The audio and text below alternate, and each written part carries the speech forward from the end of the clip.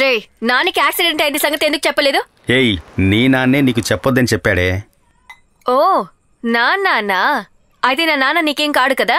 ఏయ్ ఇలా చూడు, నేనే బుర్ర పాడే ఇక్కడ తిరుగుతున్నాను. అనవసరంగా ఏదేదో వాగి నాకు కోపం తెప్పించుకో.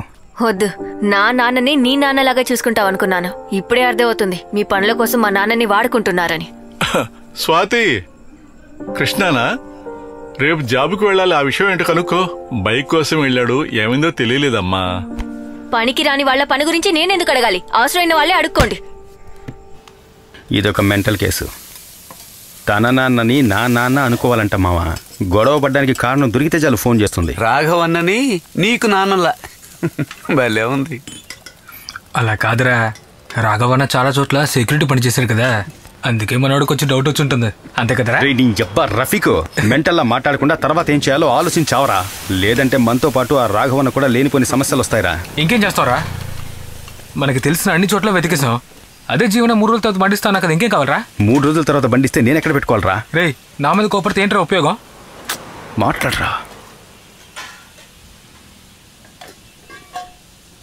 రే అరుణ, డైలీ పొద్దున్న రైల్వే స్టేషన్కి వెళ్ళి బండి వదిలి ఆఫీస్కి వెళ్ళి ఈవినింగ్ వచ్చి బండి తీసుకున్న వాళ్ళు ఎంతమంది ఉంటారా?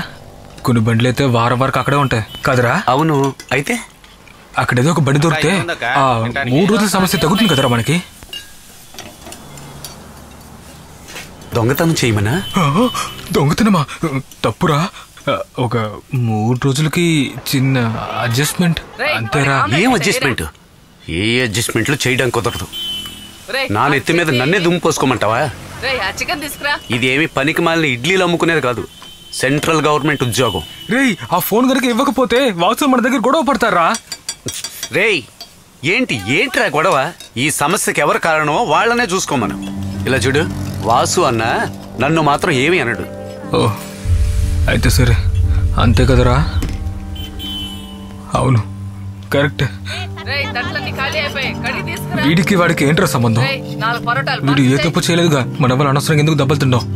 మనమే చూసుకుందాంరా. నువ్వు మాతోనే ఉండడం వల్ల వాసు అన్న నిన్ను కూడా మైండ్ లో పెట్టుకుంటారు. నీకు ఇందులో ఎలాంటి సంబంధం లేదని ఇప్పుడే వాసు అన్న ఫోన్ లో చెప్తాను. రే హలో వాసు అన్న, నేను రఫీక్ని.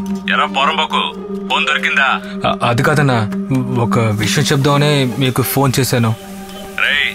ఏదైనా సాకు చెప్పి తప్పించుకోవాలనుకున్నారు? చావు దెబ్బలే. అదంతా ఏం లేదన్నా, నా ఫ్రెండ్ ఉన్నాడుగా. ఏ ఫ్రెండ్ రా? ఫోన్ ఎక్కడో పారేసాడే, ఆ ఫ్రాడా? తన కాదన్నా, రైల్వే స్టేషన్ స్టాండ్ లో పనిచేస్తున్నాడే అరుణ్. అడిగేమైందిరా? చచ్చాడా? అదంతా ఏం లేదన్నా, తను ఏమంటున్నాడంటే ఆ ఫోన్ దొరకలేదంటే వసునా ఏంటి మీరేం పీక్లేరంటానా? అంత మాట చూపిస్తాను. అయ్యో అన్నా, మేం కదన్నా, తనే ఇదిగో ఫోన్ వస్తున్నా, మాట్లాడండి.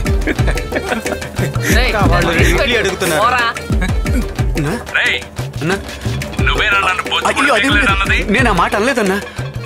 నేను అక్కడికి వచ్చాను అనుకో, నీ ఎముకల్లో సున్నం లేకుండా చేస్తాను. ఫోన్ నా చేతికి రాలేదనుకో, వాడు అబద్ధం నా చేతిలో చావపోయింది నువ్వే. నన్నే బొచ్చి పీకలేడంటావా? నన్ను చూస్తే పిచ్చి వాళ్ళకున్నానా? నన్ను ఆ వాసన దగ్గర ఇరికించేసి నువ్వు ఎంగిలి మెతుకులు మెక్కుతున్నావా? కొంచెం అయినా సిగ్గుందా నీకు? ఏం లేదులే అక్క, కూర్చోరా.